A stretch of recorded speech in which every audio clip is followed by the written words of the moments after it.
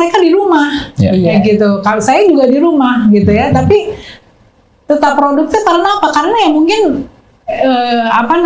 tidak capek traveling, risiko di jalan dan seterusnya. Nggak habis waktu untuk commuting ya Mbak. Betul. Jadi bisa lebih produktif. Mbak Elvia, balik lagi nih Mbak, nggak bosan nih Mbak ke dunia consulting nih Mbak, berbagai klien, berbagai perusahaan. Ini saya sih percaya nih setiap klien ini pasti tantangannya beda-beda, kompleksnya juga mungkin beda-beda.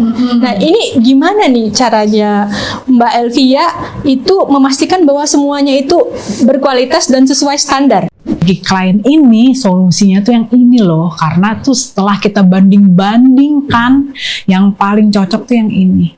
Nah, kalau kita pakai AI itu akan lebih cepat untuk mendapatkan data-data tentang tren, data-data benchmarking itu akan lebih cepat daripada kita melakukan sendiri. Gitu.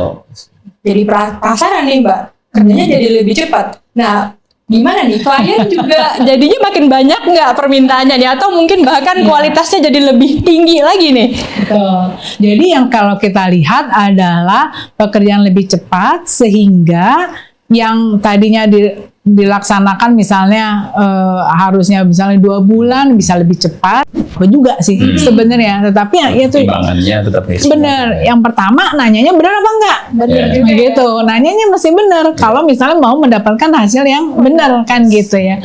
Kalau sekarang kan kebanyakan langsung aja gitu, tapi kita kontekstualitas itu yang nggak ada. Langsung untuk dia ya, exactly. Yang jangan sampai ya. Nggak ada gitu.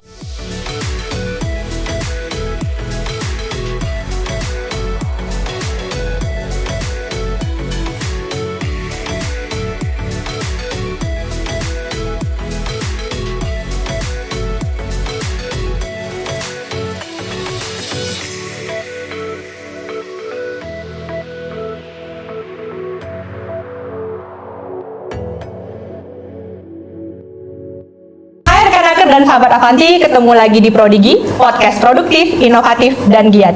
Hari ini bersama saya, Yesi Lestarina Harahap, dan rekan saya, Yoga Adi Prabowo. Kali ini, bersama lagi di podcast Prodigi, kita menghadirkan berbagai sosok penuh semangat, kreatif, inovatif, dan tentunya juga berprestasi. Dan juga melambangkan Prodigi itu sendiri, yaitu mereka-mereka yang produktif, giat, dan inovatif. Nah, Kak Yoga, sebelumnya kan kita sudah kedatangan berbagai tamu nih dari berbagai latar belakang. Siapa nih tamu kita kali ini? Mungkin bisa di-spill sedikit nih. Spill dikit ya. Kali ini pokoknya tamu kita itu adalah sosok perempuan yang profesional banget dan sudah kecimpung di dunia consulting. Sudah 10 tahun lebih, 20 tahun mungkin ya. Puluhan tahun deh kayaknya. Udah lama banget ya kita. Jadi beliau ini mungkin salah satu role model saya ya, karena saya juga konsultan. Jadi kita tanya aja langsung nanti ya. Iya. Gimana sih kesehariannya? Oke. Mari kita sambut bersama Mbak Elvia Afkar. Apa kabar nih Mbak? Baik. Sibuk nih pasti ya selalu ya. Selalu dong. Terima kasih loh sudah menyempatkan diri. Apa sih kira-kira rutinitas yang mungkin selalu dijalankan oleh Mbak Elvia yang kira-kira itu membantu Mbak Elvia untuk tetap fokus dan produktif? Itu penting banget ya. Iya, karena benar. kita tahu konsultan, wah waktunya 24 jam kurang nih kayaknya gitu kan. Karena konsultan nggak kenal waktu ya nih kalau lagi Siang, minta malam, sesuatu. subuh, ya. Benar. Tapi nggak, konsultan menyenangkan kok. Ya, mungkin rutinitas yang saya selalu jaga kali ya untuk supaya fokus tadi dan tetap produktif kali ya. Jadi mungkin yang pasti adalah tidur cukup. Nah, Tidur cukup berapa jam nih Mbak definisinya nih? Cukup buat siapa nih Mbak? tidur cukup buat saya. Mbak Elvia sudah malang melintang ya di berbagai dunia konsultan, mulai dari Accenture sampai sekarang jadi partner di PwC. Ini nggak main-main loh Mbak. Nah, apakah ada prinsip yang Mbak Elvia pegang dari dulu sampai sekarang, atau mungkin ada prinsip yang justru berubah? Ya, seiring perjalanan waktu ya. Sebenarnya mungkin untuk dunia consulting itu sebenarnya mungkin sama aja sama dunia kerja, dunia profesional gitu ya. Yang which is sama-sama harus dituntut professionalism, right? But then mungkin kalau di consulting itu lebih kepada lebih menemukan atau lebih banyak berinteraksi dengan banyak klien ya, Mas Yoga pasti tahu gitu ya. Jadi kalau saya bilangnya dunia consulting adalah dunia trust. Gitu ya, dimana trust itu nomor 1. Therefore yang saya junjung tinggi yang harus ada gitu ya adalah integritas. Kita harus menjunjung tinggi nih integritas gitu ya, karena dimana kita berhadapan dengan klien, kita mesti konsisten, kita mesti jujur, mesti tanggung jawab, mesti profesional gitu ya, mesti tepat waktu istilahnya ya. Meeting diajak jam 1 ya datang jam 1, jangan lebih small things like that, tetapi memperlihatkan bahwa integritas seseorang itu ada gitu, dan itu yang menyebabkan dia itu bisa dipercaya gitu oleh kliennya. Jadi ini rekan Aker dan sahabat Avanti yang mendengar nih, balik lagi ya, integrity itu sangat penting ya, karena trust itu adalah everything. Mbak, sekarang kita mau bahas soal people. Jadi karena kita di podcast ini bahas soal produktivitas dan didukung oleh Kemnaker juga, jadi kita mau bahas sedikit soal pengembangan manusia lah. Jadi bisnis consulting pasti tidak luput yang dijual adalah pemikiran daripada SDM-nya ya Mbak ya, dan juga dari waktu yang sudah malang melintang lama nih Mbak Elvia udah bekerja dengan berbagai generasi bahkan ya. Jadi ada mungkin eranya tim dulu milenial, sekarang Gen Z dan sebagainya begitu ya. Kalau bisa dilihat apa sih Mbak yang triknya itu untuk mengoptimalkan potensi dari masing-masing tim itu, bagaimana sih kalau Mbak Elvia? People issue ini is very important, right? Apalagi kalau consulting industry, people is the one and only asset, if you can say so, right? Other industry have other assets, but then in consulting is only the people and it's the brain yang kita jual sebenarnya. Kalau di kami, kita mempunyai program sih ya, program untuk bagaimana mereka itu dari onboarding sampai dia bisa mulai berinteraksi dengan klien, dengan menghasilkan deliverables atau hasil pekerjaan, berinteraksi dengan tim dan seterusnya, itu kita bimbing gitu ya. Jadi ada bimbingan ataupun semacam coach. Jadi masing-masing itu akan ada ditugaskan satu orang coach gitu ya, untuk dia bertanya, dia diarahkan dan seterusnya gitu ya. On top of trainings, which is trainingnya ada training untuk onboarding ataupun pengetahuan awal ya, bagaimana sih consulting itu, dunia consulting seperti apa yang dihasilkan, apa sih yang nilai-nilai yang harus kita junjung tinggi dan seterusnya, sampai kepada soft skills seperti leadership, kolaborasi, working as a team, dan juga of course training hard skill seperti kemampuan teknis dan seterusnya. Karena kita pengen make sure bahwa mereka mental health-nya terjaga dan tetap happy sehingga produktif gitu dimanapun dia bekerja gitu ya.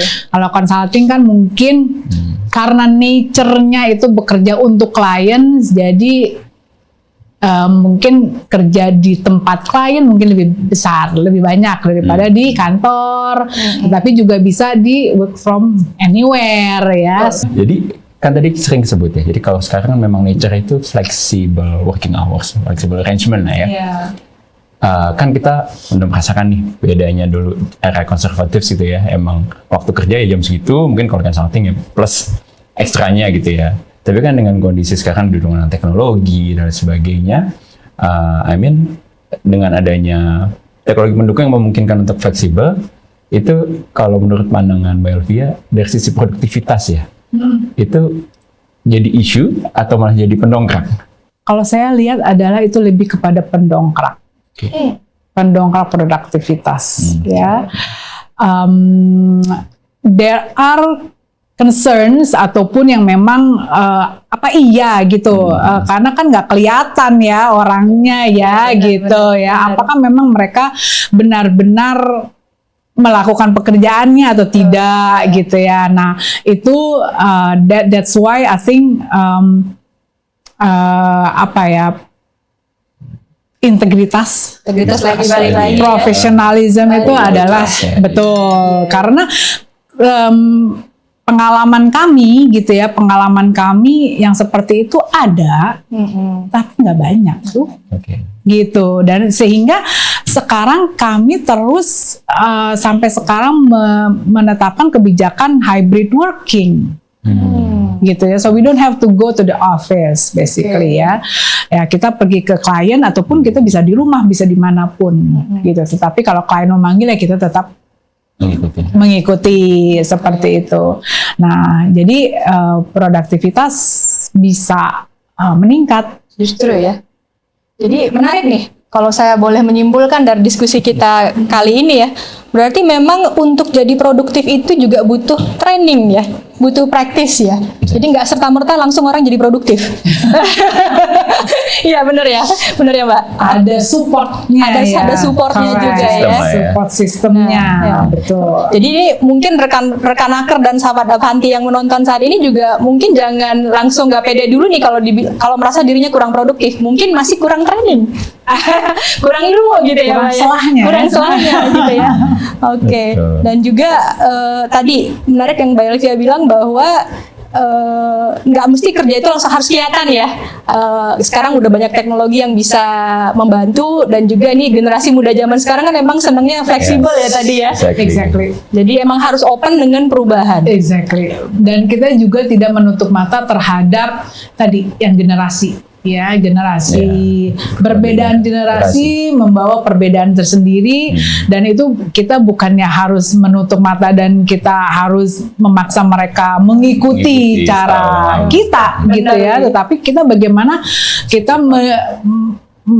memfasilitasi supaya mereka itu bisa di dalam environment yang kondusif dan produktif untuk mereka gitu. Setuju. Jadi para leaders juga dituntut untuk bisa adapt sebetulnya ya dengan pola-pola yang ada sekarang sebetulnya. Iya. Kalau kita kan dulu mesti ke kantor jam 8 ke jam 5 kalau gitu. Sekarang udah nggak kenal itu ya. Aku masih aso gitu sih. Kalau ada telepon mana nih juga belum datang. Betul. Benar sekali. Kalau sekarang bisa sampai jam 8 malam, 9 malam masih bisa call. Benar. Gitu, tetapi mereka di rumah. Iya. Gitu. Kalau saya juga di rumah gitu ya, tapi tetap produktif karena apa? Karena ya mungkin tidak capek traveling, risiko di jalan dan seterusnya. Nggak habis waktu untuk commuting ya Mbak. Betul. Jadi bisa lebih produktif. Mbak Elvia, balik lagi nih Mbak, nggak bosan nih Mbak ke dunia consulting nih Mbak, berbagai klien, berbagai perusahaan. Ini saya sih percaya nih setiap klien ini pasti tantangannya beda-beda, kompleksnya juga mungkin beda-beda. Nah ini gimana nih caranya Mbak Elvia itu memastikan bahwa semuanya itu berkualitas dan sesuai standar? Ya, oke. Betul sekali. Jadi kalau kita kan tidak mengerjakan cuma satu klien gitu ya, tetapi banyak klien dan juga banyak tim yang mengerjakannya. Jadi tidak hanya satu tim tetapi banyak gitu ya, dan juga service offering-nya kan ada yang mengerjakan proses improvement, ada yang mengerjakan sistem, jadi beda-beda. Nah, sekarang pertanyaan mungkin gimana sih caranya untuk memastikan kualitasnya baik gitu ya, Mbak ya. Nah, jadi kita ada sebenarnya ada quality standard yang harus memang kita penuhi ya di dalam PwC ya, atau di dalam company kami gitu ya, yang which is kita lihat bagaimana kita memproduce suatu hasil pekerjaan, gimana kita meeting ataupun berinteraksi dengan klien dan seterusnya. Jadi kita ada prosedur-prosedur yang harus kita penuhi Dari akuisisi klien sampai kepada field working sampai kepada produksi deliverables gitu. Ya.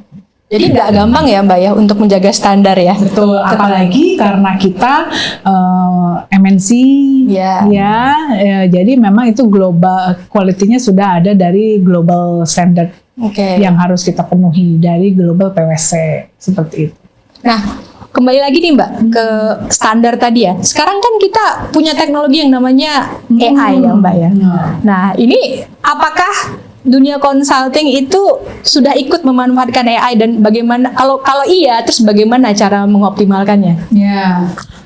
Kalau di PwC nih ya, kita AI itu pasti udah pada pernah dengar ChatGPT ya? Pernah. Ya, udah pada pakai dong? Pasti dong. Ya. Nah di PwC ada yang namanya Chat PwC. Jadi kita bikin specifically for the AI, using AI teknologi dari Chat PwC. Kenapa sih kita bikin sendiri gitu ya? Kalau ChatGPT itu kan lebih kepada dunia luar ya, publicly information. So kita create something, another teknologi sama base-nya ChatGPT tetapi lebih closed. Bisa naik internal data knowledge, closed environment sehingga kita bisa berbagi ataupun utilize Chat PwC untuk store atau dan sebagai knowledge database untuk klien, untuk klien-klien kami seperti itu. Jadi kalau untuk AI kita harus, kalau saya pengennya tagline-nya adalah kita harus grow with AI. Kita harus mengembangkan diri. Kita jangan takut sama AI. Kita harus lebih baik lagi dengan AI. Jadi tim tuh mungkin di encourage dan mungkin diarahkan untuk optimize usage of AI ya Mbak ya, untuk bisa ngasih deliverable yang tetap at the certain quality, tapi mungkin lebih cepat jadinya ya, lebih produktif kan. Jadi kita ngeliatnya. Betul, lebih faster dan juga lebih banyak cakupannya. Kalau misalnya kita mau research mengenai sesuatu, kalau kita riset sendiri, kita Google satu ya kita berapa menit informasinya satu, right? With AI itu bisa lebih banyak dengan waktu yang lebih cepat. Nah, itu yang kita rasakan di dunia consulting sangat penting. Karena apa? Karena consulting itu kan kita menawarkan ataupun menawarkan advice, right, and solution kepada klien.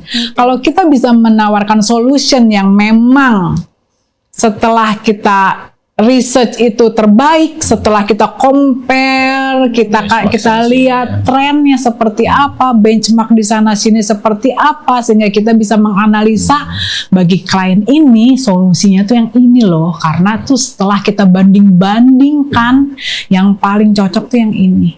Nah, kalau kita pakai AI itu akan lebih cepat untuk mendapatkan data-data tentang tren, data-data benchmarking itu akan lebih cepat daripada kita melakukan sendiri.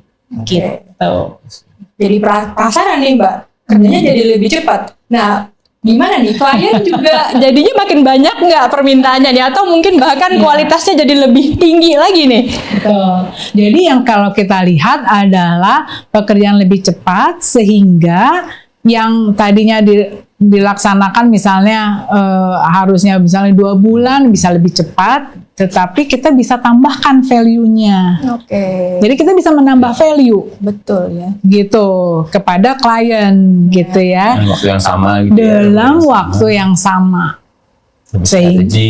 Lebih strategik dan juga data-datanya lebih komprehensif, gitu, lebih banyak lah gitu. Bisa kita simpulkan kali dari sesi ini bahwa sebenarnya apapun pekerjaannya itu menambah value itu penting ya Mbak ya. Value creation is important. Gizi important ya. Kalau mau terus berkembang, Yes. mau nggak mau harus memanfaatkan semua yang ada dan terus nambah value. Betul. Di bidang apapun ya. Bidang apapun. Dan Setuju. itu yang membedakan kenapa klien akan pilih kamu, bukan Ya, kompetitor. Nah, ini Gitu.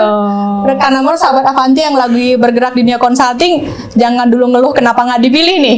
Nah. Rilisnya sudah dapat belum nih yang ya? Mbak Elvia, tadi kita udah ngobrol dikit soal AI ya. AI dan gimana AI itu punya peran penting dalam meningkatkan produktivitas. Ya.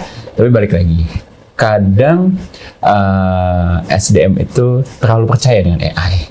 Jadi sehingga apa yang di-prompting keluar langsung pakai aja deh gitu. Karena wah cepet nih, langsung pakai aja deh gitu. Tapi gimana sih sebetulnya kalau dari sisi Mbak Elvia ya, tetap menjaga kualitas produk, karena balik lagi produk kalau dari sisi Mbak Elvia, produknya ya deliverables itulah, ya kan, harus the produk itu tetap terjaga kualitasnya, tetap bisa dipertanggungjawabkan dan bisa dipakai gitu ya, walaupun dengan dukungan AI dan sebagainya gitu sih kalau kita mau ngeliatnya gitu. Ya.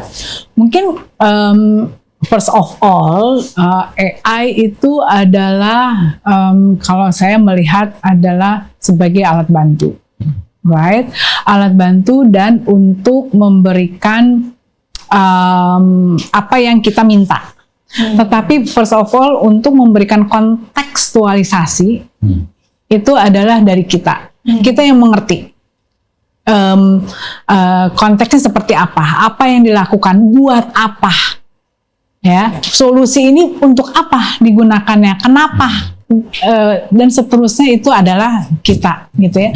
Jadi kalau dalam dunia consulting, again, kita melihatnya AI adalah lebih kepada untuk mensuplai informasi-informasi mengenai trends, ya, mengenai benchmarking, mengenai analisis awal. But then AI tidak bisa digunakan untuk decision making. Betul sekali. Tetap yang menjahit manusianya. Harus manusia ya. Yang memberikan flavor kontekstual itu supaya sesuai dengan klien adalah manusia. Siapa yang lebih mengerti kliennya misalnya ataupun problem tersebut kalau nggak kita. Betul. Gitu. So that's why prompting is important. Jangan sampai salah tuh promptingnya kan. Nah, dan hasil dari promptingnya juga kita mesti cek lagi. Dan terakhir adalah decision making, which solution yang memang benar-benar sesuai itu adalah decision making. That's our role. Ya, it's not an our AI role. Gitu. Jadi jangan bablas ya Mbak ya. Jangan kebablasan ya. Jadi memang ada alat bantu diciptakan untuk membantu, bukan untuk menyelesaikan. Boleh diakui nih, makin kesini kan generasi muda ya. Saya nggak ngomong generasi yang apa, tapi memang dengan adanya AI itu cenderung dikit-dikit hanya ke AI gitu kan ya. Jadi memang harusnya kita yang harus bisa memilah ya, bagaimana cara menggunakannya dengan tepat gitu ya. Iya, nanya mungkin sedikit-sedikit nanya nggak apa-apa juga sih sebenarnya, tetapi ya itu timbangannya tetap benar. Yang pertama nanyanya benar apa enggak? Benar juga gitu. Nanyanya mesti benar. Kalau misalnya mau mendapatkan hasil yang benar kan gitu ya. Kalau sekarang kan kebanyakan langsung aja gitu, tapi kita kontekstualitas itu yang nggak ada. Langsung untuk dia ya, exactly. Yang jangan sampai ya. Nggak ada gitu. Oke. Menarik itu. Jadi kalau kita ngomong AI tadi adalah solusi yang sangat berbasis teknologi dan cukup rocket science lah saat ini ya. Tapi aku mau coba tarik mundur sedikit Mbak. Dalam I think nggak semua challenge tuh membutuhkan rocket science solution kan ya. Kalau ada nggak sih Mbak Elvia di pengalaman sehari-harinya di dunia profesional itu inovasi yang kecil, simple, tapi itu berdampak besar dalam mungkin produktivitas tim atau nggak dalam menyelesaikan masalah dan sebagainya. Mungkin ini nggak ada hubungannya sama teknologi kan? Nggak, teknologi. Yang tadi ya. Bebas beneran. Kalau saya lihat ya, di klien-klien saya sebelumnya gitu ya, inovasi kecil mungkin lebih kepada way of working gitu ya. Ketika kita propose ataupun kita discuss betapa pentingnya project management aja. Oke. Manajemen proyek. Itu kan sesuatu yang sebenarnya Simple. Udah ada dari dulu. Iya, Iya. betul. Tapi believe it or not banyak juga yang Belum menerapkan tidak dengan baik. menerapkan Ya. klien kita, gitu ya. Jadi ketika kita bilang bahwa ini tuh penting, kenapa penting? Karena begini. Oh iya ya. Apalagi kayak misalnya mereka mau investasi sesuatu yang besar. Ya, sesuatu yang mahal gitu ya. Biasanya ya udah investasi aja, tidak ada project management di situ. Jadi dan itu hasilnya suka. Nah, itu sesuai harapan. Ya, banyak contohnya ya. Banyak contohnya, terutama perusahaan-perusahaan yang ingin bertransformasi. Ya. Oke. Ya, bertransformasi, dia pengen mempunyai proses yang lebih baik, sistem yang lebih bagus, people, budaya yang ingin lebih baik, itu semua kan transformasi. Nah, itu biasanya memerlukan project management yang baik. Karena banyak yang silau tuh solusi yang canggih, wah itu pasti Yes. wah ada solution, tapi how you implement it Correct. itu kan sangat Ada bergantung seninya ya, pada Mbak. how Betul. manage the project, How to PMO, manage ya. project dan juga how you ensure readiness dari Readiness. people, atau juga kita ya project management, change management, itu dua hal yang Kayaknya nggak akan mati deh sampai Nggak akan. kapan. iya, dan tapi believe it or not suka teroverlook. betul Ya. ya. Solusi yang wow gitu kan. Betul gitu. Jadi ini menarik sekali ya. Maksud saya dengan adanya AI yang sebenarnya bisa membantu dan juga punya berbagai jawaban, manusia itu tetap penting gitu loh.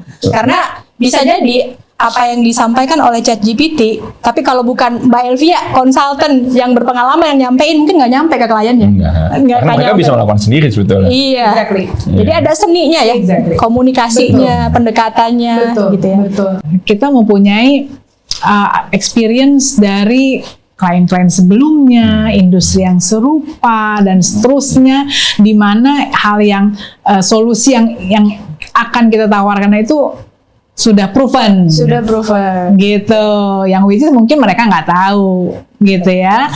Kalau mereka cari sendiri seperti itu. Jadi dan juga again AI is not for it's only a tool, right? Yes, for productivity, but then it's not for decision making. Still need people ya. Jadi ini mungkin pesannya kalau ke teman-teman rekan Aker dan sahabat Avanti yang menonton saat ini adalah jangan takut dengan AI. Justru pergunakan dan yakin ya, dan karena manusia itu punya skill, punya experience yang tidak bisa digantikan dengan AI. Judgment itu Iya. tidak bisa digantikan ya. Exactly, and yeah, that's why you have to grow with AI. Kita udah sampai nih di segmen terakhir nih. Nah, kalau bisa nih Mbak Elvia, kalau bisa menyampaikan pesan kepada rekan Aker, sahabat Avanti, generasi muda yang saat ini menonton acara ini, kira-kira apa nih pesan dari Mbak Elvia? Have a courage to learn. Oh, courage. Ya, apalagi dunia consulting, you have to always two steps ahead from all of your clients. Oke. Dan juga jangan lupa have a courage to unlearn.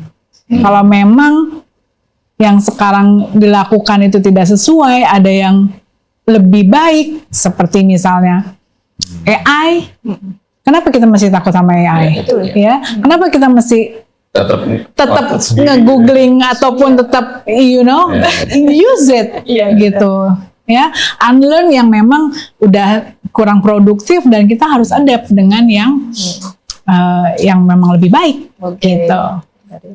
Menarik sekali ya. Oke, jadi terbuka sama perubahan, terbuka sama opportunity ya, Pak ya. Iya, betul. Berani belajar dan juga berani untuk unlearn. Luar biasa nih Mbak Elvia. Mbak, kita masuk ke sesi yang agak less serius nih. Oke, Kita lucu-lucuan dulu nih Mbak. Oke, ini kita akan menyampaikan 5 pertanyaan this or that. This or that. Iya. Jawabnya nggak boleh mikir. Pokoknya nggak boleh mikir Mbak. Oke. Oke, pertanyaan pertama nih Mbak. Meeting pagi atau lembur malam? Pagi. Kenapa? Kenapa? Saya orang pagi. Pesannya masih fresh. Masih fresh ya. fresh.